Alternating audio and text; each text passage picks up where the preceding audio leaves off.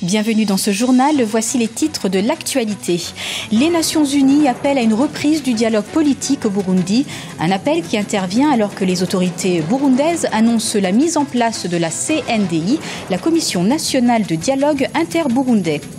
Ce lundi s'ouvre la 70e Assemblée générale de l'ONU. En marge de cette session, le ministre des Affaires étrangères de la République du Congo, Jean-Claude Gakoso, s'est entretenu avec le secrétaire général de l'ONU, Ban Ki-moon. Retour sur cette rencontre à New York dans quelques instants. Et puis mettre fin à l'épidémie du sida d'ici à 2030, tel est l'objectif fixé par la communauté internationale en marge de cette assemblée onusienne. De nouvelles mesures allant dans ce sens ont été annoncées. Mais avant de développer ses titres au Mozambique, la Renamo se dit être victime de 2 embuscades en 2 semaines. Au moins 19 personnes, dont 18 membres du parti de l'ancienne rébellion de la résistance nationale du Mozambique, ainsi qu'un chauffeur de taxi, ont perdu la vie dans une fusillade près de la ville d'Inchopé.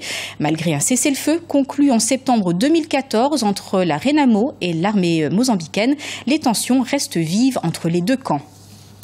Au Burundi, le dialogue est rompu entre le pouvoir et l'opposition qui conteste le 3e mandat du président Pierre Nkurunziza. À l'occasion de la 70e Assemblée générale des Nations Unies qui s'est ouverte ce lundi à New York, Ban Ki-moon, secrétaire général de l'ONU, a appelé les autorités burundaises à instaurer au plus vite un dialogue inclusif. Ibra Radindiaye.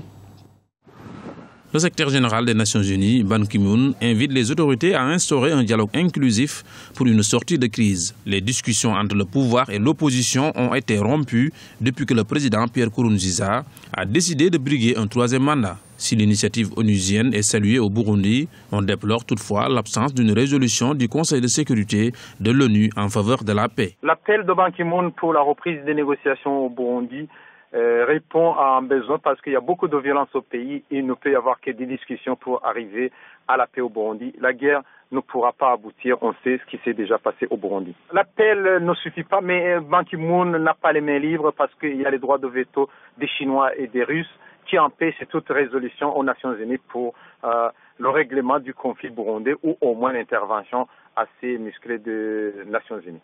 Toutefois, l'appel de l'Organisation des Nations Unies risque d'être confronté à plusieurs obstacles, notamment les poursuites engagées contre la plupart des acteurs politiques de l'opposition, de la société civile. Ils sont poursuivis pour insurrection et complicité dans la tentative de coup d'État du 13 mai 2015. D'abord, le gouvernement doit abandonner les poursuites et doit amnistier ou au moins abandonner toutes ces charges contre les opposants. Avant cela, il ne peut pas y avoir de discussion, il ne peut pas y avoir de négociation parce que ceux qui négocient, ceux qui doivent négocier sont ceux qui sont déjà supposés être des putschistes ou autres selon le gouvernement. Donc, il ne peut y avoir qu'une solution passant par l'amnistie de toutes les charges. Les autorités burundaises, quant à elles, se disent prêtes au dialogue et auraient déjà créé une commission nationale de dialogue interburundaise.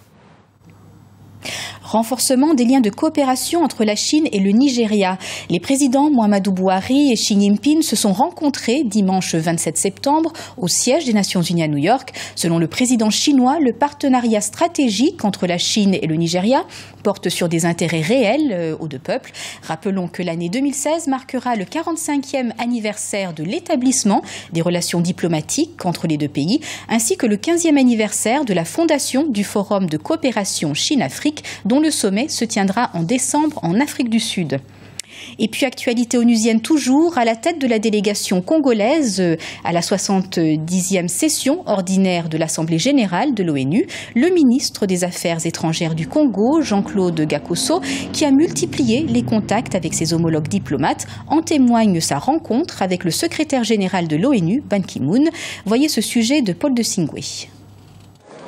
La rencontre était attendue par les autorités congolaises. En marge des travaux de la 70e Assemblée générale des Nations Unies, le ministre des Affaires étrangères Jean-Claude Gakoso s'est entretenu avec le secrétaire général de l'ONU Ban Ki-moon le 24 septembre 2015. Une occasion propice pour le Congo de présenter à la communauté internationale les différentes étapes de l'évolution des institutions dans ce pays. Les résultats du dialogue inclusif de Sibiti et les avis favorables de la Cour constitutionnelle et suprême ont contraint le chef de l'État à se soumettre à la décision du souverain primaire en ce qui concerne l'évolution des institutions. Les questions sécuritaires étaient également au menu du tête-à-tête entre les deux personnalités. Le ministre congolais en a profité pour réaffirmer l'engagement du Congo à œuvrer pour un retour à la paix en Centrafrique. Il faut se rappeler que le président Denis Sassou Nguesso est connu pour son implication dans des crises africaines. Il est quelque part le protecteur de tous les pays où la situation dégénère. Il devient d'ailleurs au demeurant souvent le protecteur après. C'est l'un des chefs d'État qui est connu pour ne jamais déstabiliser les pays, mais plutôt il vient en pompier. Et donc c'est ce rôle-là qu'il joue aujourd'hui à RCA. C'est important parce qu'il devient quelque part, depuis le début de cette crise, le parrain de la situation donc à RCA. Il considère sans doute que l'échec est son échec, le succès est son succès. Ça n'est jamais drôle de voir une situation à laquelle nous avons contribué, donc comme le président Sassou Nguesso le fait, dégénérer de la sorte. Et il est normal que les mémorandums et les propositions qu'il faut aujourd'hui, qui sont fortes, qui sont réelles, soient présentées par lui et par personne d'autre au secrétariat général des Nations Unies, parce qu'encore une fois, il y a urgence. Il y a urgence parce qu'encore une fois, je le disais, il en est le protecteur. Il y a une urgence parce que le pays est voisin. Il y a une urgence parce que tout simplement, la situation est catastrophique. À l'issue de cet entretien, le Congo s'est félicité de l'adoption par l'Assemblée générale des Nations Unies des 17 nouveaux objectifs du développement durable. Une nouvelle feuille de route qui vise à favoriser à tous, à l'horizon 2030, l'accès aux services de base, à l'eau potable, à l'électricité et à un environnement sain. Le Kenya et le Malawi, ainsi qu'ONU SIDA, sont les chefs de file d'un appel urgent pour trouver des moyens nouveaux et innovants de lutter contre l'épidémie du sida.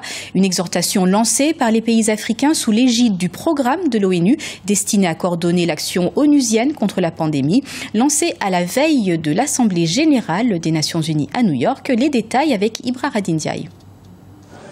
L'ONU-SIDA appelle à continuer le combat pour mettre fin à l'épidémie du VIH-SIDA. En marge de la 70e session de l'Assemblée générale des Nations Unies, le directeur exécutif de l'ONU-SIDA, Michel Sidibé, a appelé le 27 septembre à New York la communauté internationale à continuer le combat pour mettre fin à l'épidémie d'ici à 2030. Nous devons continuer le combat. Nous ne vaincrons pas cette épidémie si nous ne mettons pas les adolescents au centre. Les cibles fixées dans les objectifs de développement durable nous offrent une feuille de route pour relever certains des défis les plus préoccupants de la planète. L'institution se dit fermement déterminée à mettre fin à l'épidémie d'ici à 2030 dans le cadre des nouveaux objectifs de développement durable. Elle souhaite entre autres réduire les nouvelles infections à VIH de 75%. Les résultats de la lutte sont encourageants. On ne pourrait pas ne pas être optimiste, mais il faut garder la vigilance et également faire garder la vigilance aux populations, c'est-à-dire aux masses africaines.